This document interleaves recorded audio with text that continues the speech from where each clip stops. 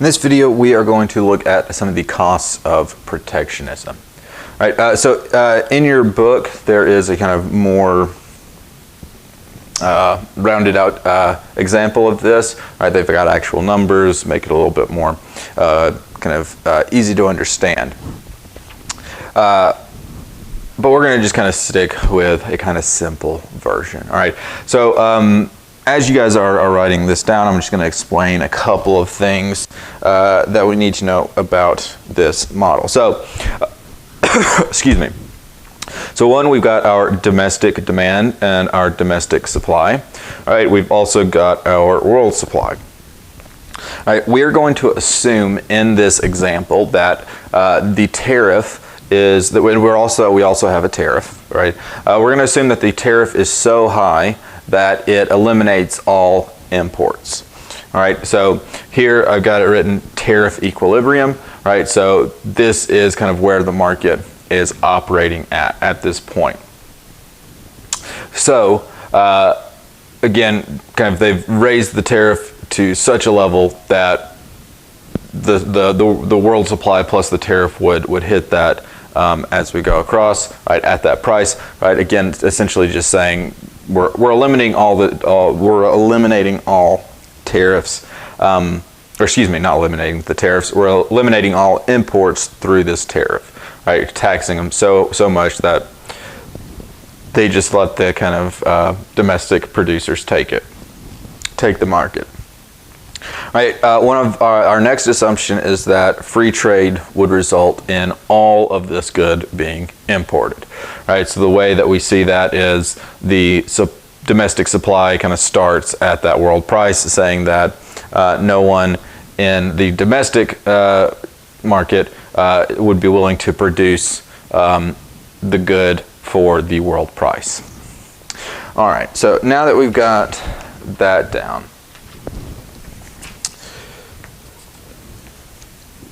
All right, looking at this, and again, I just want to kind of go over this in general terms, not necessarily as kind of concretely as the book does, but the book does have a very good example of this, or has a good way of explaining this. All right, so when we are looking at this chart, all right, there are a couple of things that we're going to consider. All right, one is why do we trade in the first place, right? Back in chapter 2, we were talking about kind of comparative advantage, right? Specialization, mostly that kind of idea of comparative advantage, right? If somebody else can use fewer, is giving up less to produce a good than you are, then you should let them produce it, and then you should produce something else. That is the idea behind comparative advantage, right? Well, when we have something like this, right, when we've got the world supply, right, and the world price so much lower than the domestic price, that should tell us, hey, we're not the best at making this, or at least we don't have the lowest opportunity cost, right? And so when we have this tariff, right, or this tariff or any tariff, right, what we're essentially saying is, oh, we don't want to do the thing that we're supposed to. We want to do something different, essentially, right? Because this area B, what this represents is all of the wasted materials, right? The wasted resources, right? That go into kind of this domestic production, right? Because let's see. Well, I guess I can do this. That's going to be helpful. All right. All right, say PW, that's the world price. PT, that's the price with the tariff, we'll say. All right, or we can just think of it as kind of the domestic equilibrium. But all right, the difference, right, between these two, all right, PW and P2, right, that's kind of money that could have been saved, right? Our curves are based off costs. So any point along this supply curve, right, is telling us that these individuals, these producers, it costs them more to make this good than it does for the foreign producers, right? So anything in this area, right, that they're producing, all right, they're just wasting those resources, right? Those resources could have been used for something else, right? Maybe the domestic market does not have the comparative advantage for this good that we're looking at, right? But it might have it for another one, right? The resources wasted trying to protect this market could have been used to further something else, right? We don't necessarily need. I think in the book, the example is sugar, right? We're wasting money trying to make sugar in the U.S. When there are other countries like Brazil that have a much better climate and other kind of good factors, right, that make them better at producing sugar, right? We should take that money, right, and invest it in something else, right? The money, the land, right? Instead of producing sugar, try, I don't know what else. I don't really know how sugar grows. But regardless, like, just use it for something else, right? Something that we have a comparative advantage in, right? Software development, right? Whatever it is, right? But because we are saying, no, we don't want you producing it, even though you can do it cheaper, I'm going to spend twice as much to make the same thing, right? We are wasting those resources, right? And that's what kind of this area represents. All right, C, this is the lost gains from trade. If we had free trade, right, this portion would have been kind of used, right? The intersection of our world supply and our domestic demand, right? It's right there, right? That would have been our free trade equilibrium, right? And so, kind of all of these units, the difference between these two quantities, right? So this would be kind of them having numbers really did help. All right, so this is QT.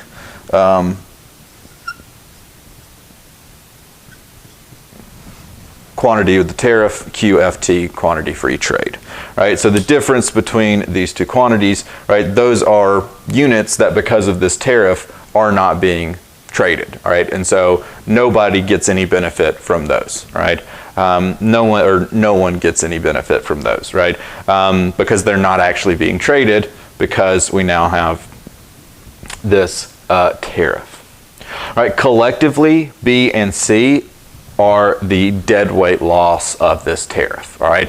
The value of the wasted resources plus the lost gains from trade, right, combine to make that deadweight loss.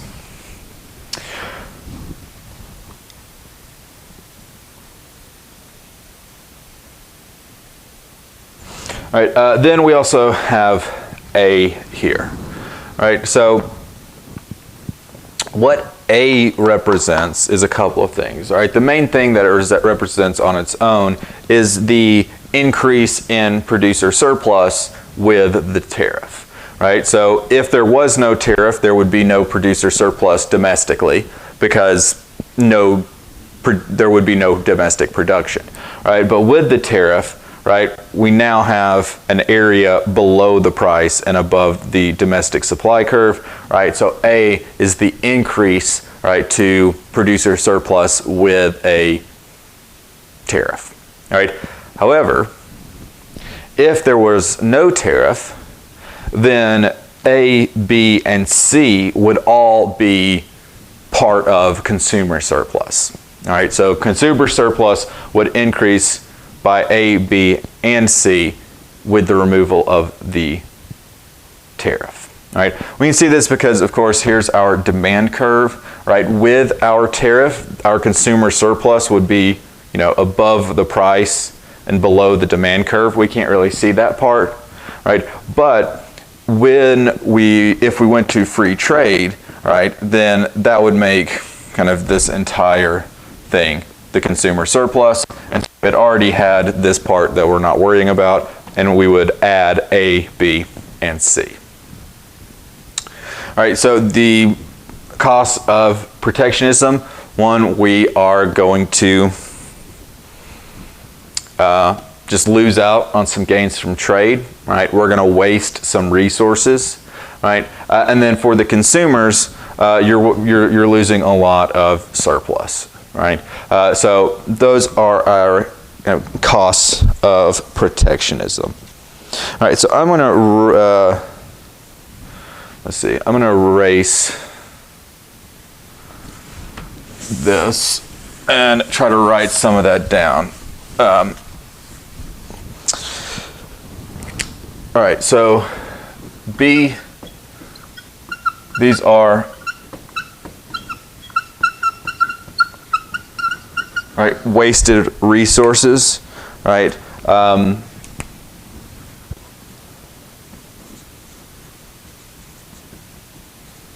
So kind of the idea here, of course, is that domestic producers, right? I'm just going to kind of very casually write this. So domestic producers use resources that they didn't need to, right? Those domestic producers didn't need to invest any kind of inputs or resources into producing sugar because they could have gotten it somewhere else for cheaper.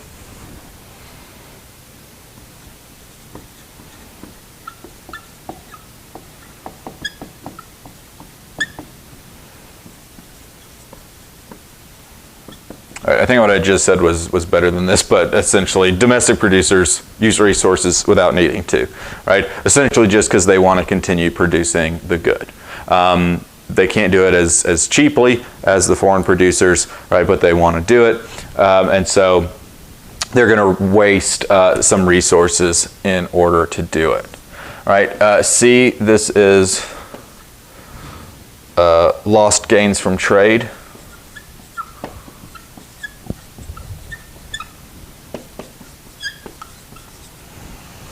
All right, so again, there's that difference, all right? Those, the difference in the quantity being kind of bought or being traded between when we have free trade and when we have a tariff. That tariff is going to lose us some quantity, right? There's going to be some number of goods that would have been bought and sold with free trade that are not going to be bought and sold with a tariff, right? And that would have been kind of surplus that would have gotten, in our example, really because it goes more towards the consumer, right? It's pretty much pure consumer surplus, right? But still, right, those are gains of trade, gains from trade that we could have taken advantage of, right? Without the tariff, we would have kind of bought and sold those units. A, this is the increase in producer surplus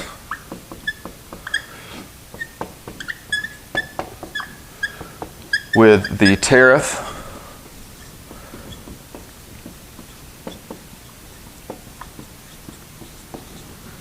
and with no tariff or with free trade, the consumer surplus would increase by A plus B plus C.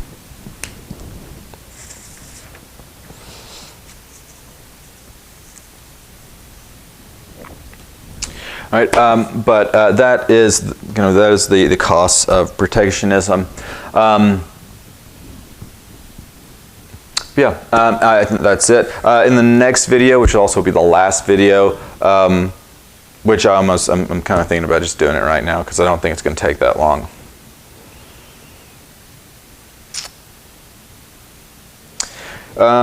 Yeah, let's just do this now. All right, so now let's talk about some of the arguments against international trade.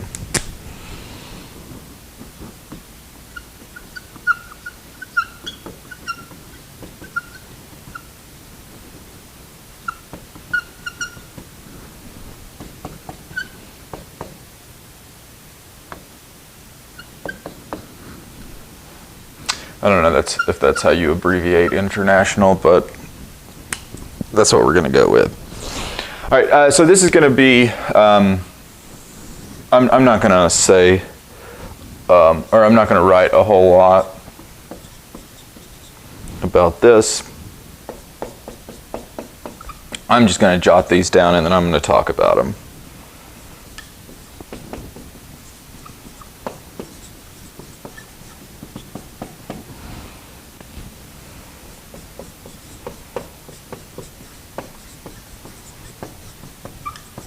All right, so here are some of the common arguments against international trade. We're going to talk about these, and really just I'm going to present, briefly present the argument and then provide a counter argument. All right, so this first one, job loss. It is true that when we have free trade, or when we have, when we have free trade, then it is possible for somebody to lose their job.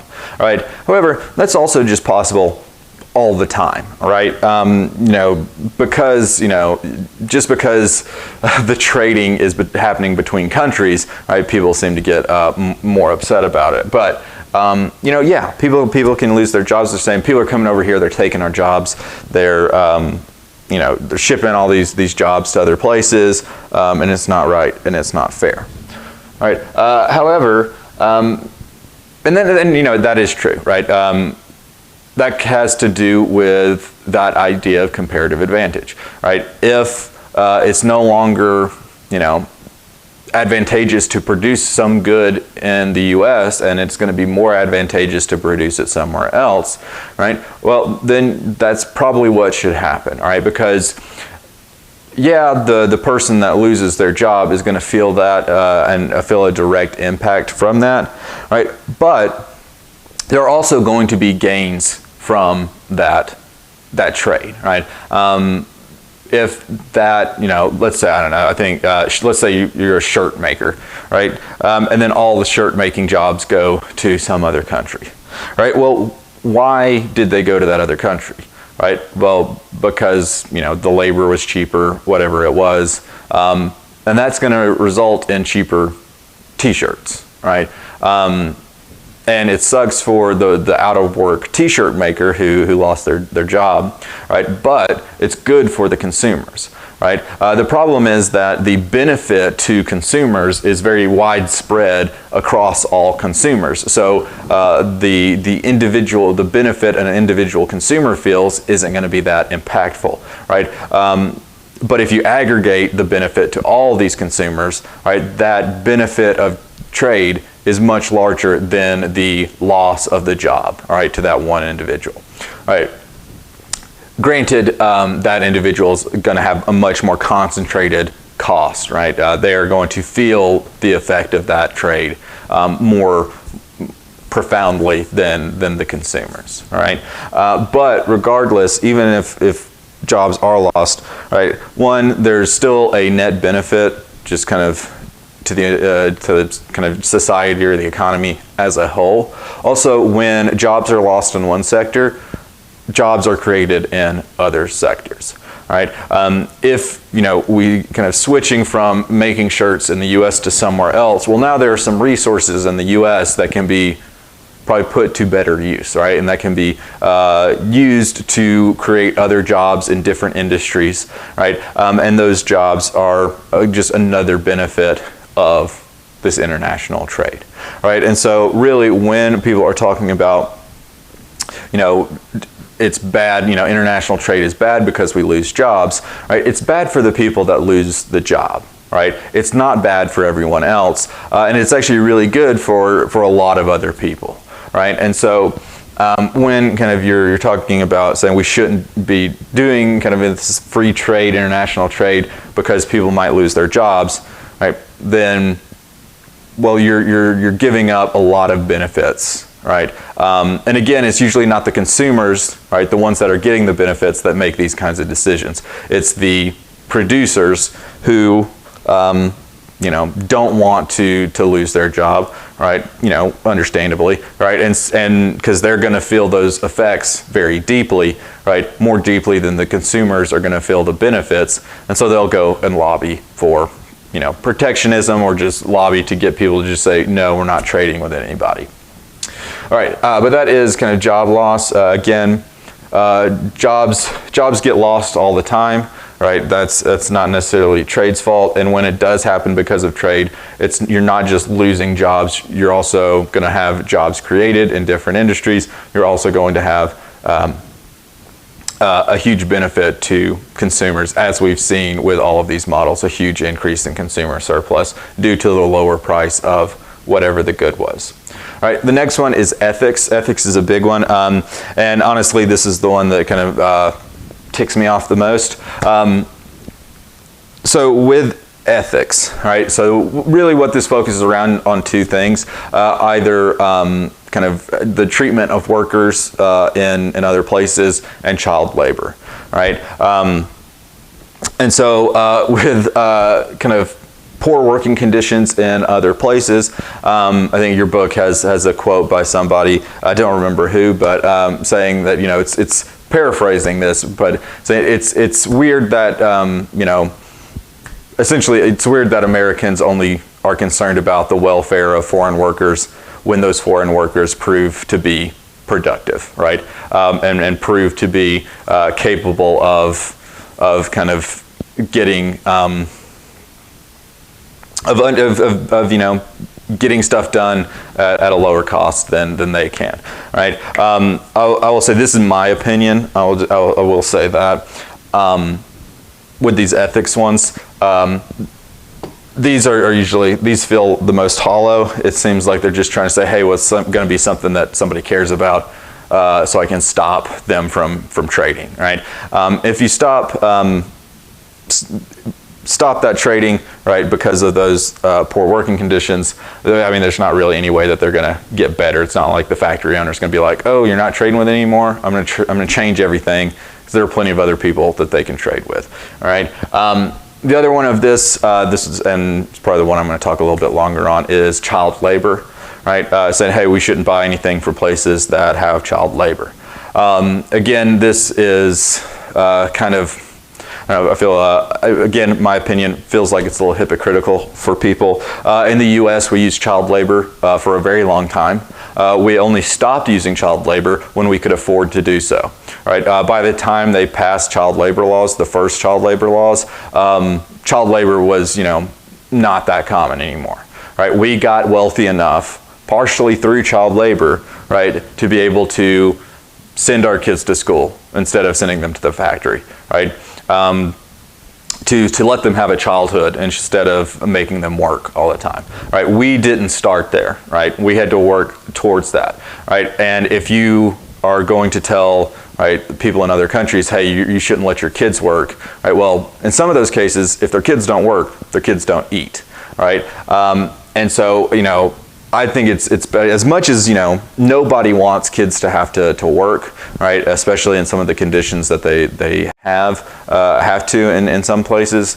But when the alternative is that the child starves, or, you know, has to, you know, if they get kicked out of that job, have to go find something less reputable, right? You know, whatever that might be, all right. Sex, slavery, or prostitution is not an uncommon end result, all right. It's not something that is uncommon in a lot of places that have child labor. So, you know, starving or you know, something else happening to you, right? Is that better than working in a factory, right? And again, because, you know, if you shut those factories down, where are those kids going to go? They're going to have to, if they have to work to be able to live, then they're going to have to, if they're not working at that factory, they're going to work somewhere else, right? And somewhere else might be worse than that factory, right? Probably is. Why else would they be working at the factory if that was the worst place they could find to get a job? Right?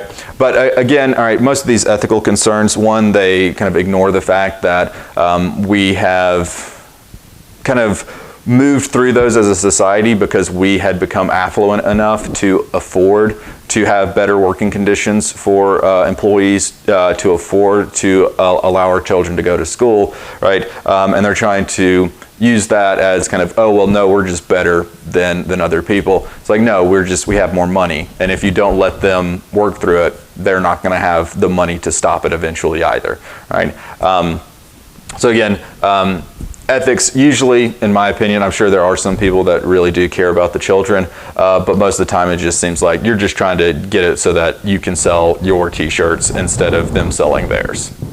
All right, the next one is national security, and this is the one that kind of I'm the most okay with. Again, not that anybody asked me, right? But it's reasonable that you make some arguments to say, hey, there are some industries, there are some things that we want to make sure that are happening in the U.S. for national security reasons, right? Your book mentioned vaccines, which are pertinent now, especially, right? You might want to have a kind of robust ability to produce vaccines in case something crazy happens, right? They referenced, I think, the Spanish flu, but what's going on now, right, would be an example of that as well, right? You might want to make sure you have plenty of agricultural so that you can feed your feed the nation if you need to, right? A lot of different things that kind of plausibly say, hey, just in case, as a nation, we want to make sure we have these things on hand, right? That is probably, in my mind, the most sympathetic argument against international trade, right? At the same time, I still think international trade is the way to go. All right, and then related to that are key industries, right? Protecting key industries. These would be things that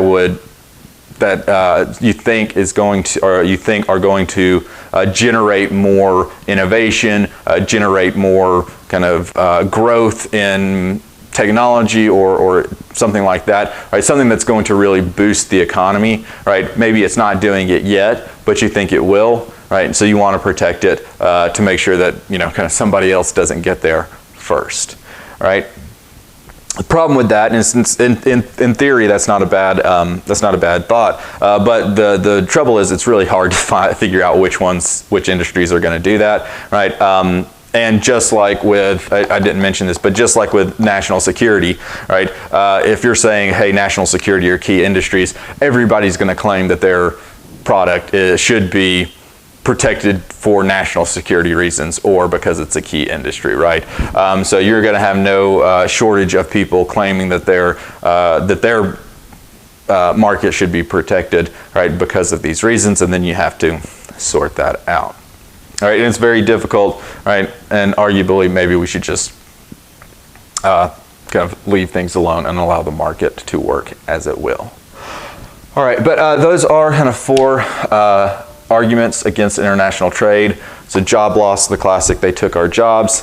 The rebuttal to that is the net benefit of trade is much higher, right, or the benefit, I guess you could just say the benefit of trade is higher than the cost, right? The people that do lose their jobs, those costs are not as great as the benefits everybody else gets, right? Also, those job losses do lead to the creation of other jobs in other industries, right? Ethics, right? We shouldn't be buying stuff from countries that treat their workers poorly. We shouldn't buy stuff from places that use child labor, right? And the rebuttal to that is, some would say that there are places in the U.S. that treat their workers poorly. Now I think that it's not really the same thing, but. And then also, again,